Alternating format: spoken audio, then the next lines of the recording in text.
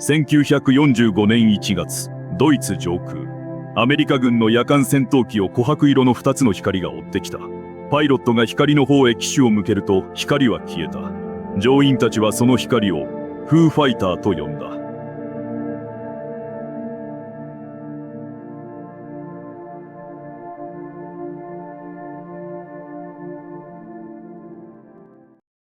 2026年5月8日、アメリカ政府は、機密解除された UFO、UAP 資料のリリース01を一括公開した。その中に、第二次世界大戦に関わる2つのファイルがある。一つは、陸軍省がまとめた連合国遠征軍最高司令部シェイフの文書だ。1944年から1945年、フランスとドイツの国境上空で、アメリカ陸軍航空軍の第415夜間戦闘機中隊が繰り返し報告した説明のつかない光の記録が含まれている。乗員たちはその光をフーファイターと呼んだ。もう一つは FBI の文書だ。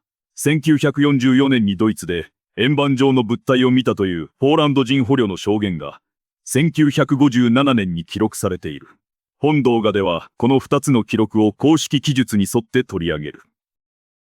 第415夜間戦闘機中隊は夜の空を紹介する部隊だった。1944年12月、フランス東部からドイツ国境にかけて、この部隊の乗員が繰り返し正体不明の光に遭遇する。1945年1月16日、上級司令部である第12戦術航空軍団は、この中隊の報告を引用し、上位の第一戦術航空軍へ紹介した。引用された文にはこう書かれている。我々は説明のできない現象に遭遇している。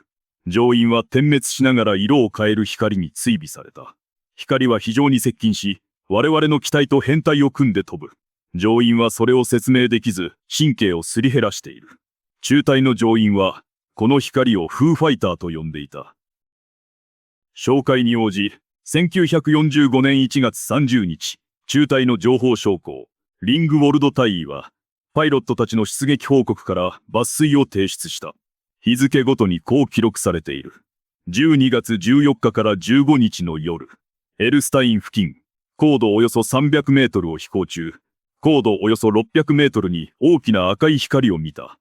光は時速およそ 320km で東へ向かっていた。12月16日から17日の夜、ブライザッハの北、およそ 32km、高度およそ 240m、5、6個の赤と緑に点滅する光が T の字の形に並んでいた。最初は対空砲火かと思った。10分後、同じ光がはるかに近く機体の後ろに現れた。左右に旋回すると光も追ってきた。光は8時の方向。高度およそ300メートルまで近づき、数分間とどまった後消えた。12月22日から23日の夜、高度およそ3000メートルでサールブールからストラスブールを紹介中。午前6時、地上から2つの光が機体に向かって昇ってきた。光は機体の高度に達すると水平になり、およそ2分間ビブについてきた。大きなオレンジ色の輝きに見えた。やがて離れて向きを変え、水平に飛んだ後、消えた。報告はこう続く。光は終始、完全に制御されているように見えた。抜粋はこの後も続く。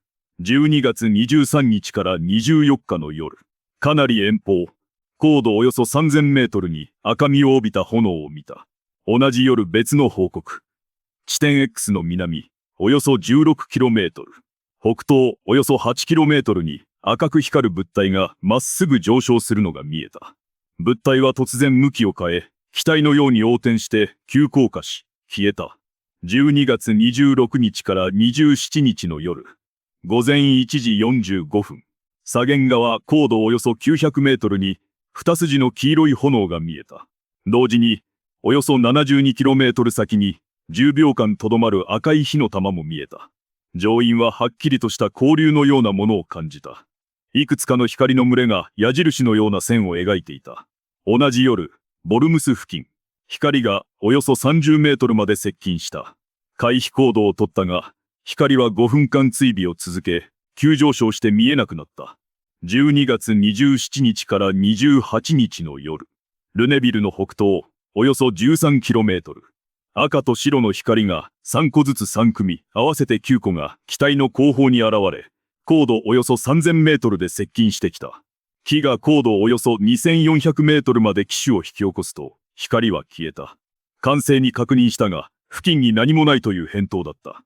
報告の最後に、リングウォルド大尉はこう記した。パイロットが管制に、付近に敵機がいるか問い合わせたすべての事例で、いないという返答を受けた。この報告は指揮系統を登っていく。上位の第一戦術航空軍は、当初同様の報告は受けていないとし、光の色、強さ、大きさ、継続時間、高度、連合国の戦線を越えるか、機体のどこから見えるか、どれほど接近するか、より詳しい情報を求めた。中隊が抜粋を提出すると、1945年2月5日、第一戦術航空軍のヤング大佐は、こう記した。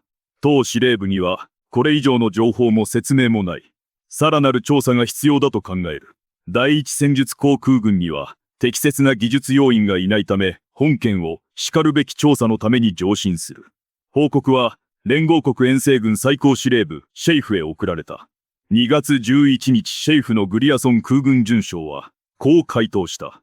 当司令部には、これらの光の性質と原因を説明できる情報はない。よって本件は航空省へ照会する。合わせてアメリカ戦略空軍の航空技術情報将校が、当該部隊を訪問できるよう手配することを望む。1945年3月13日、イギリスの航空省は赤い火の玉という表題で回答した。爆撃機集団の乗員も以前から同様の現象を報告している。報告された機体のうち、いくつかはドイツのジェット機、メッサーシュミット262だったとみられる。残りについては対空ロケットが有力な説明として挙げられる。